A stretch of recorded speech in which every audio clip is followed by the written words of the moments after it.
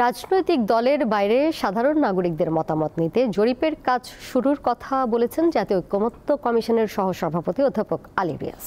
সোমবার এবি পার্টির প্রতিনিধি দলের সাথে আলোচনার সময় তিনি কথা বলেন। জাতীয় ঐক্য ও সংস্কারের প্রভাবে সর্বসম্মত সিদ্ধান্ত গ্রহণে এবি পার্টি নমনীয় থাকবে বলে জানান দলটির নেতারা।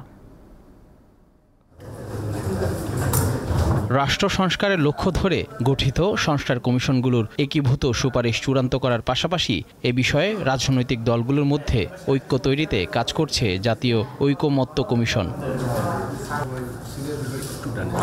সোমবার সংসদ ভবনের এলইডি হলে আমার বাংলাদেশ এবি পার্টির প্রতিনিধি দলের সাথে বৈঠক করে এই কমিশন। পরে জানানো হয় নাগরিকদের মতামত দিতে জরিপ করবে জাতীয় ঐকমত্য কমিশন। সাধারণ নাগরিকদের যাতে অংশগ্রহণের একটি পথ উন্মুক্ত করা যায় তার জন্য আমরা খুব শীঘ্রই চেষ্টা করব ওয়েবসাইটের মাধ্যমে জনগণের মতামত নিয়ে আসবো।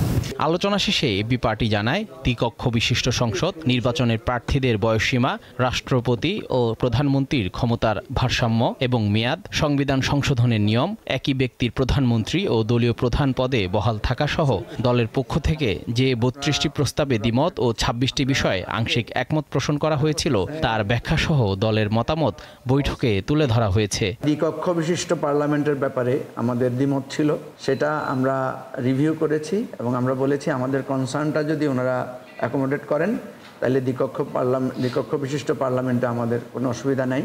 নেতারা জানান জাতীয় ঐক্য ও একটি গ্রহণযোগ্য সংস্কার প্রস্তাবে সর্বসম্মত সিদ্ধান্ত গ্রহণের স্বার্থে এবি পার্টি নমনীয় অবস্থানে থাকবে। পার্লামেন্টের মেয়াদ ৪ বছর করে রাখাটা কতখানি যৌক্তিক হবে বা ফলপ্রসূ হবে এটা নিয়ে আমরা সন্দিহান। এটা আমরা 5 বছরই বর্তমান যেরকম ব্যবস্থা আছে এটাকে বহাল রাখার জন্যই সুপারিশ করেছি। তিনি জানান সরাসরি ভোটে প্রেসিডেন্ট নির্বাচন এবং দেশকে প্রদেশে ভাগ করার বিষয়ে নিজেদের অবস্থান তুলে ধরেছে এবি পার্টি।